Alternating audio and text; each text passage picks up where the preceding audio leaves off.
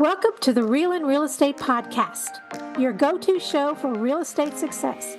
Whether you're an agent aiming to crush it or a buyer or seller wanting the inside scoop, we're here to deliver expert advice, insider tips, and the real talk you need. Each episode, we chat with top industry pros to give you the facts, strategies, and inspiration you need to thrive in this business. Let's dive in and make big moves together. Welcome back to the Real in Real Estate Podcast, where we talk to the experts to get the facts and dispel the myths. And we're here with a real expert today, Kimberly Offord. Kimberly has been in real estate and many other things. She has a referrals store. She had, I think it's referralstore.com and Playground Pastime AI. She's going to talk today, however, about personal branding and what exactly that is and how we do it. And welcome, Kimberly. Thank you so much. Thank you. Thank you for having me. My pleasure. So tell us a little bit about yourself. I just gave a tiny overview. Okay. Yeah. So again, I'm Kim Offord, and I'm in the Chicago area. And I have been in real estate since 2007, 2006, 7, around that time. 2008. Yeah, there you go. There you go.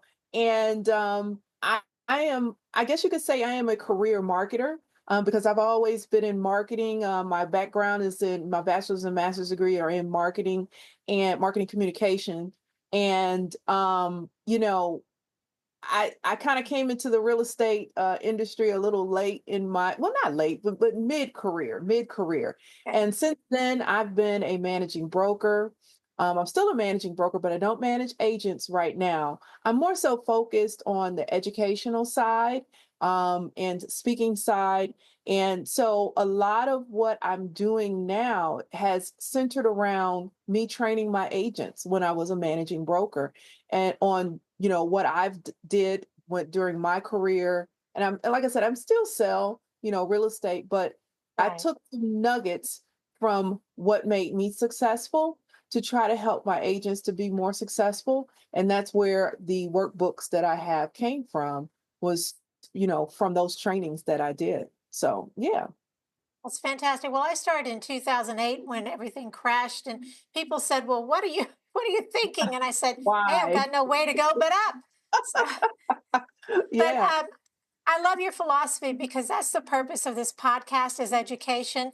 We've all worked with agents that we wish had taken a few extra classes and they Yeah. just didn't know, or they just didn't know what to do or how to do it. So this is wonderful. We're going to talk about personal branding today. And I also, since you mentioned your workbooks, you have 3 workbooks that are on the NAR store, which I think is very impressive. I It's not just do. Amazon, it's actually National Association of Realtors. Yeah, I do. The first workbooks that I had on with NAR were Work for the Referral, Not the Commission, and then Recipe for Referrals. Because when I started out, one of the main, well, let me just say this: towards the latter part of my career, I was depending solely on referral business and was doing really well, Yeah, just on the referral business. And I wanted agents to understand the value of referrals. absolutely. In that, and all the time I would get agents that would say, well, I'm just starting out. I don't know anybody who can refer me. And I would say that is absolutely not true. Not true. Once we would break it down, they would see. And so, that's where those workbooks came from. And then the third workbook came out of our this AI movement, and I wrote that Yeah. workbooks in quite a few, about 2020, well, let's say like 3-4 years ago. And I work I wrote them based on branding yourself using AI and how you could use AI to build your brand, basically. And so that was, brand to expand. And it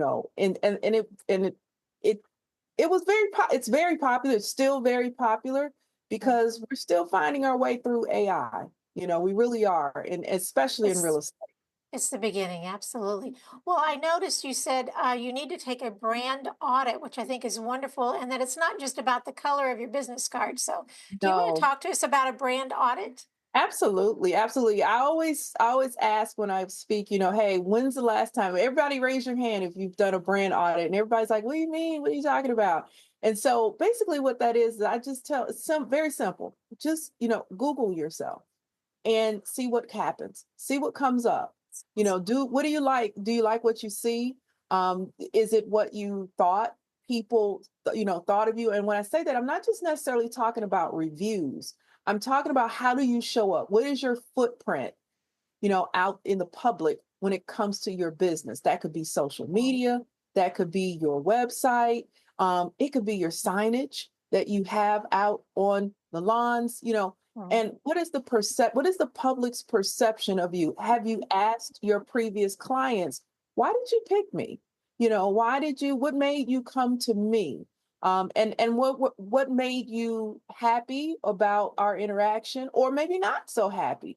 And what stops you from referring me to somebody else? Or, did you refer me, and why? And so it's understanding, you know, what footprint you have with the public when it comes to your business. And once you understand that, then you can see, okay, wait a minute, that's not what I intended to do, or that's exactly what I intended, and that's exactly the route that I want to go. And it works wonders once you understand that. And if you're not getting the response that you think or the answers that you think, then that's when you need to adjust. Yeah, you need to shift. And I say this I revisit my brand every year, because things change, markets change. And, if you double down on your niche, there's some things that may shift even with your niche market that you may need to go ahead and just, take a different route, or whatever. But it's always great to just reevaluate yourself and adjust if necessary. Absolutely. And this may be a little off subject, but one of my pet peeves I'm going to bring up right now, talking about branding and evaluating yourself each year. It's so frustrating to me, the realtors that haven't done a professional photo for the last 20 years. And then when they show up in front of you, you're like, wait, is that really you? I see that as a branding issue too, or maybe it's just self confidence. I don't know. It absolutely is. It's funny. It's funny you should say that, but yes. And that's why I don't put a picture on my business card, because I know which picture I love the most. Yeah, and I was probably about 2 pounds smaller then, but it's okay. Oh, funny. Well, what other advice can you give to people that are wanting to grow a brand or let's talk about growing a brand first. Okay. So one of the biggest misconceptions that a lot of agents in the real estate world have is that they believe that their brokerage is their brand, that their brokerage Mm. represents their brand, and it does not. No. As a managing broker, I my most successful agents were the ones who had their own personal brand. And that's not to say that you're not proud of the brokerage that you work for, you, Correct. but you have to understand what that brokerage is there to do. It's there to provide support, to pay you. That's the most important thing, Yes. but to provide support, training, supervision, a community. That's what that brokerage is there for. And they're not necessarily there to provide you with leads, and so Yes. Yes. and so once you understand that, and you understand that you're the brand, because your clients, if you're an agent that you've been in the business for, let's say, 5 years, or maybe now these days even 2 years, you've probably been in more than one brokerage, you know and if you were, did your clients follow you, or did they Yes. say, nope, I don't want to work with you anymore, I want to work with that person who's there in that brokerage? No, they wanted to work with you, so you're the brand. And so, my advice would be is to understand again, who you are as far as your brand is concerned. Understand your niche, understand your market, understand what it is that, moves them, drives them. You want to understand all of that. And then I would say, take the time every year to, and this is something I always preach, you know, what is your mission and your vision? for yourself Yes. and your business. And then look at all of the agents that are the most successful. They're the agents that have a niche, they specialize in one thing and one thing only. That is their niche, that's their brand. And model yourself after, not necessarily them, meaning copy off of them, but model your business strategy, off of that. Absolutely. When I first started in the business, I remember sitting at my desk for the first time going, oh my gosh, what do I do now? So I started talking to the top producers in the office. We had three locations in that office, and Mhm. they were more than willing to help. And I actually ended up writing, I wrote a book. It's not on NAR, it's just Amazon, but it's about top producers and how they got started. And I found Mm, that very, very helpful. And yes, I agree. You don't try to copy them, but you take what they did and make it work for you. And you yes. were talking about, your brokerage being a brand or not being a brand. One of the books I love, and I don't remember the author, is called People Buy You, People BUYU. You're the one that they're buying. You're the one that they want to work with. They don't necessarily care who you work for or have your license held at, but it's all about you and that relationship.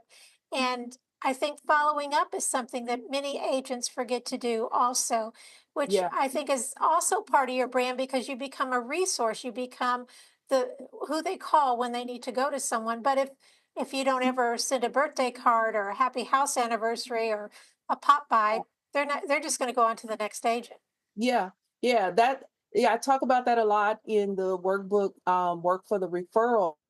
And the thing is that the irony is that you may ask someone, why didn't you refer me? And maybe their answer may be because I didn't even know you were still in the business, or Exactly. I didn't know how to reach you, or I lost your card from when we worked 10 years ago. And so I had no way of getting in contact with you because you didn't maintain that relationship. And that's all about having that CRM, your contact relationship management Using system, and using it. and using it. That is the one tool that just frustrated me beyond that my agents would not use the CRM. And a lot of times they don't want to use the CRM, because they say, well, I have my own, and they really don't. They No, really they don't. they really don't. And that is so valuable. The number one thing that you want to have in any business as an entrepreneur is your database, and Excellent. that is the heart of your business is your database. Those are your clients, those are your consumers, and having that tie to them in some type of way, it goes a long way, because again, maybe they didn't use you because they couldn't find you. They didn't Right. know you were still there. You didn't make yourself known. You didn't take advantage of what are called touch points. And what is a touch point? A touch point is, I liken it to, when you know how you're driving down the street and you're talking on your phone and you're talking about a particular store that you want to go to. And then when you get home, all of a sudden there are all these ads on your phone about that Yes. particular store. You turn on Yes. the TV, and those are called touch points, where that store is touching you, so that you're always thinking about or talking about that particular store, because nobody needs a realtor until they need a realtor, and Exactly. so you want to be the realtor that is top of their mind when they need that realtor. And the only way you can do that is if you continue to stay in contact. Now that doesn't mean that you stalk them. That doesn't mean that you Yes. spam them all the time. It just means that, like you said, you send a birthday card, send a happy anniversary card, happy anniversary of you buying your house Right. card, or whatever it is, you know, do something. Do something, you know.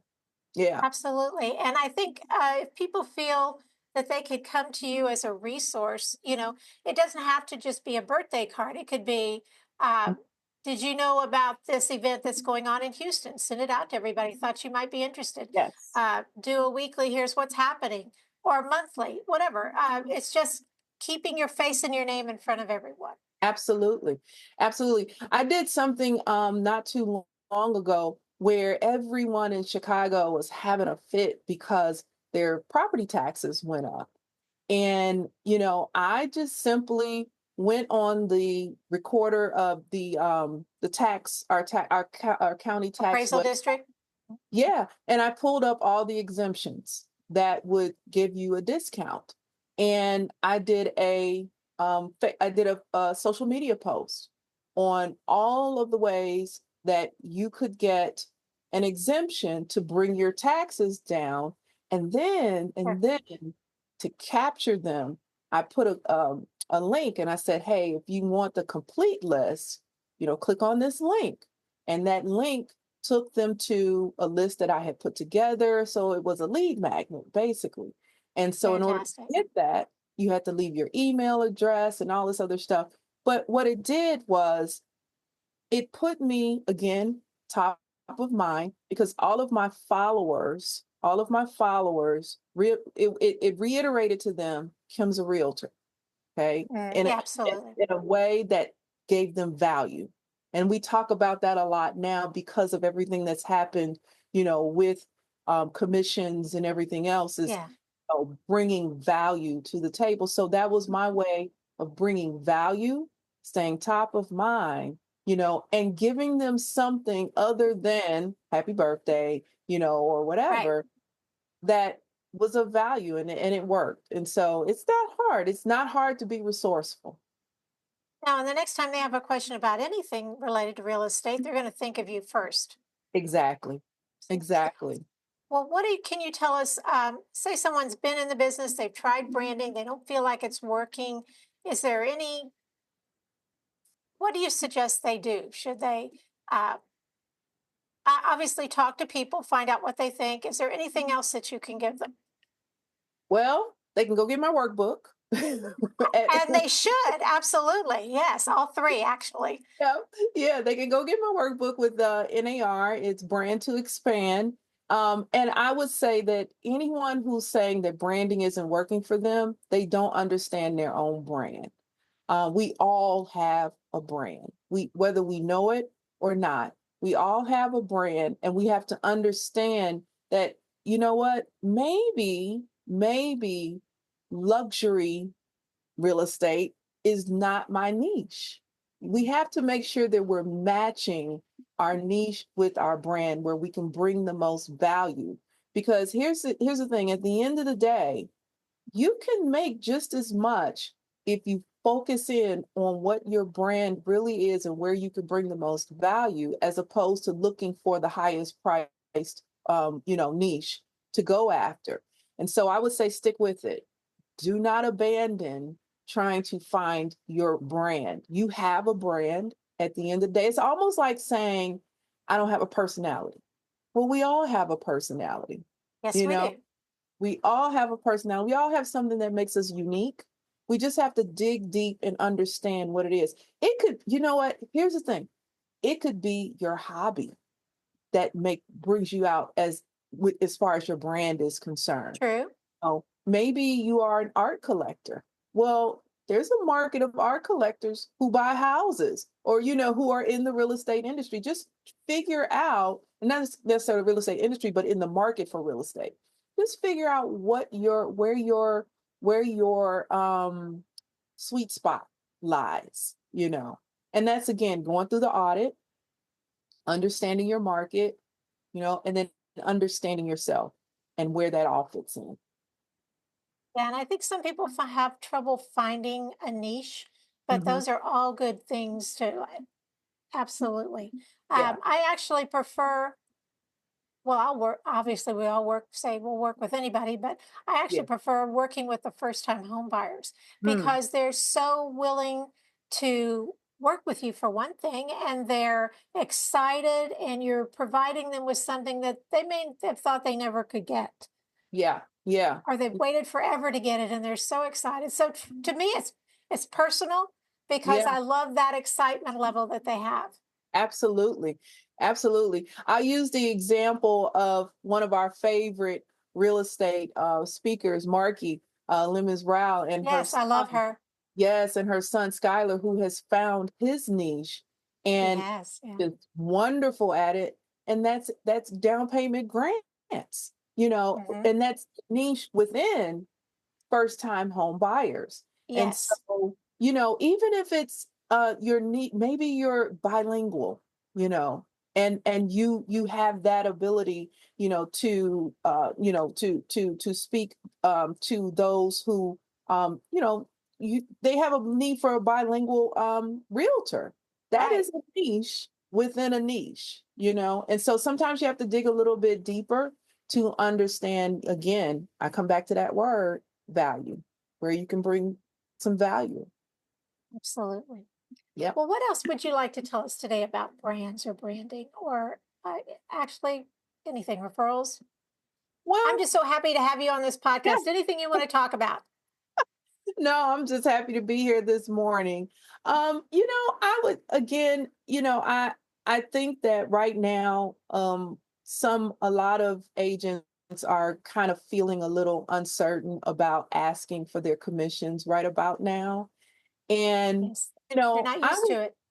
we're not used to it. We're kind of spoiled. We are, Yes. in that we expect a certain thing. But as an entrepreneur, I think one of the hardest things is to ask for what you believe that you're worth. I don't know why that's so hard, but it is hard. So I want to reassure any brokers who are listening, any agents who are listening, you're not alone. A lot of people are uncomfortable asking Yes. for what they're worth.